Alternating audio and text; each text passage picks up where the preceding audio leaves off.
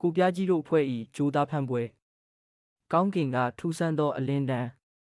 တညတွင်ကိုပြကြီးဟန်ကြီးနှင့်နေကြီးတို့သည်ရွာပြင်ကထန်းတော်ထဲတွင်အရက်ဝိုင်းဖွဲ့နေကြစဉ်ကောင်းကင်ယံမှဆူးရှသောအစိမ်းရောင်အလင်းတန်းကြီးတစ်ခုမြေပြင်သို့ထိုးဆင်းလာသည်ဟစ်ကောင်တွေငါတို့အရက်ထဲကိုလျှက်စီးလက်တာလားဟုနေကြီးကမျက်လုံးကိုပို့ရင်းမေးသည်ဟန်ကြီးကတော့မဟုတ်ဘူးဒါစကြဝဠာကလာတဲ့နမိတ်ပဲဟုဆိုကပလင်းကိုကြစ်ကြစ်ပါအောင်ဆုပ်ထားသည်ထိုစဉ်အနီးနားသို့စပိန်ကိုစီဖြင့်ရောက်လာသူများမှာနှင်းနုမေဦးနှင့်တန်တာတို့မိန်းကလေး၃ယောက်ဖြစ်သည်နှင်းနုကသိပ္ပံဝါဒနာဦးဖြစ်ပြီးဒါဟုဖို့အမျိုးအမည်မသိပြန်တန်းသည့်ဝတ္ထုပဲလာကြည့်ရအောင်ဟုဆိုကသူတို့ကိုခေါ်ဆောင်သွားသည်ဂျိုသားလားဂမီရလား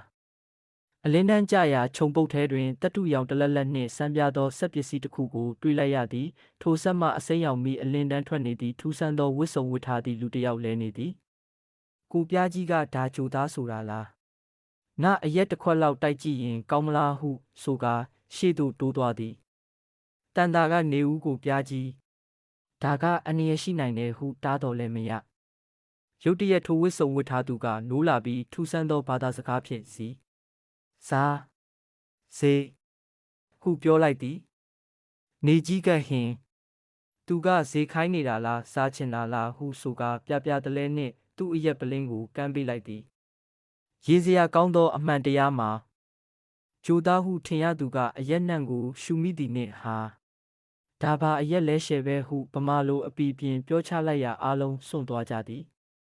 တကယ်တော့ထိုသူမှာဂျိုသားမဟုတ်ဘဲမြို့ထဲကစူပါဟီးရိုးအယူအရက်သမားတုတ်ကြီးဆိုသည့်ကြက်မပြည့်သောသူဖြစ်နေသည်သူသည်အစိမ်းရောင်ဝတ်စုံကိုဝတ်ဆင်ထားပြီးနဖူးတွင်ခေါင်းစည်းတမီတက်ခါထမ်းပင်ပေါ်တက်ပြီးထမ်းရည်ခိုးတောက်နေရမှမူပြီးထမ်းပင်ပေါ်မှပြုတ်ကျလာခြင်းဖြစ်သည်မေဦးကရေပြီးကိုတုတ်ကြီးရဲ့ရှင်ကတော့ကိုပြားကြီးတို့ကိုဂျိုသားဆိုပြီးထိတ်လန့်အောင်လှုပ်လိုက်တာပဲကိုတုတ်ကြီးလဲနေရာမှထလာပြီးကိုပြားကြီးလက်ထဲမှအရက်ခွက်ကိုစက်ခါနဲ့ယူပြီးတရှိန်ထိုးမောတောက်လိုက်ပြီးပါဇက်ကိုလက်ဖြင့်တက်လိုက်ပြီးကောင်းလိုက်တဲ့အရက်ဖျားမလားတောင်မသိဘူးဟာဆိုပြီးကိုနေလက်ထဲမှအရက်ပလင်းအားထက်ယူလိုက်ပြီးတကုတ်ကုတ်ဖြင့်မောချလိုက်သည်ဟန်ကြီးမှကုံပါပြီးဟုငူတန်ပါကြီးနှင့်ငါတို့အရက်တွေကုံပါပြီးဟုအော်ဟစ်နေသည်ကိုမိန်းကလေး၃ယောက်မှဝမ်းသာသောအကြည့်များဖြင့်ကြည်ပြီးရီမောနေကြသည်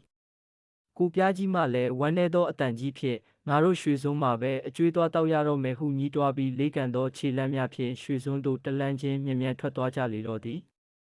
ဤတွင်ဂျိုသားဖမ်းပွဲဇလန်းပြီး၏တပ်ပေတက်တာကံမကတကား